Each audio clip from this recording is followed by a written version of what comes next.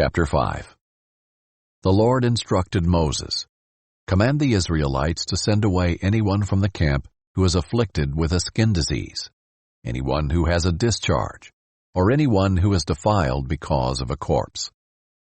Send away both male or female. Send them outside the camp, so that they will not defile their camps where I dwell among them." The Israelites did this, sending them outside the camp. The Israelites did as the Lord instructed Moses.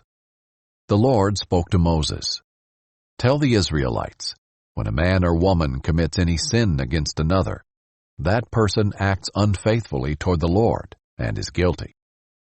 The person is to confess the sin he has committed.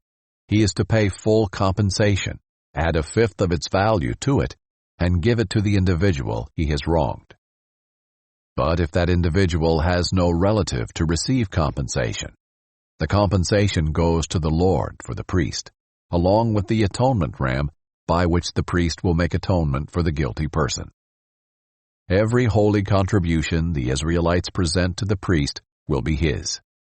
Each one's holy contribution is his to give. What each one gives to the priest will be his." The Lord spoke to Moses, "Speak to the Israelites and tell them, if any man's wife goes astray, is unfaithful to him, and sleeps with another, but it is concealed from her husband, and she is undetected even though she has defiled herself, since there is no witness against her, and she wasn't caught in the act, and if a feeling of jealousy comes over the husband and he becomes jealous because of his wife who has defiled herself, or if a feeling of jealousy comes over him and he becomes jealous of her though she has not defiled herself, then the man is to bring his wife to the priest. He is also to bring an offering for her of 2 quarts of barley flour. He is not to pour oil over it or put frankincense on it, because it is a grain offering of jealousy, a grain offering for remembrance to draw attention to guilt. The priest is to bring her forward and have her stand before the Lord. Then the priest is to take holy water in a clay bowl, take some of the dust from the tabernacle floor and put it in the water.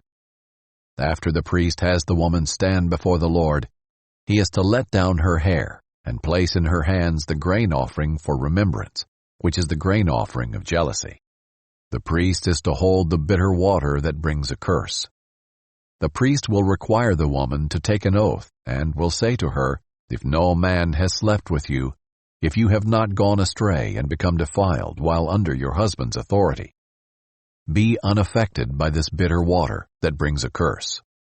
But if you have gone astray while under your husband's authority, if you have defiled yourself and a man other than your husband has slept with you," at this point the priest will make the woman take the oath with the sworn curse, and he is to say to her, "May the Lord make you into an object of your people's cursing and swearing when he makes your womb shrivel and your belly swell.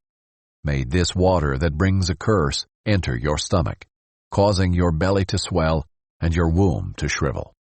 And the woman will reply, "Amen, Amen."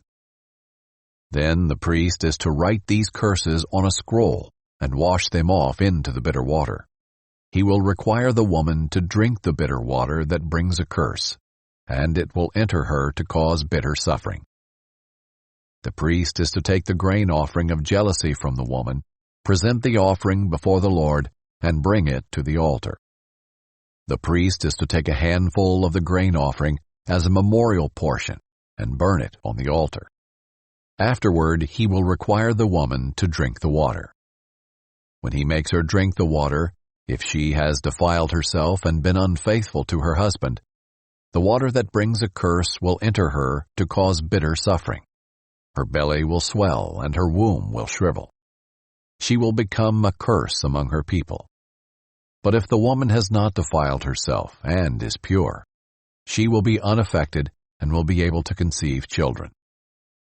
This is the law regarding jealousy when a wife goes astray and defiles herself while under her husband's authority, or when a feeling of jealousy comes over a husband and he becomes jealous of his wife.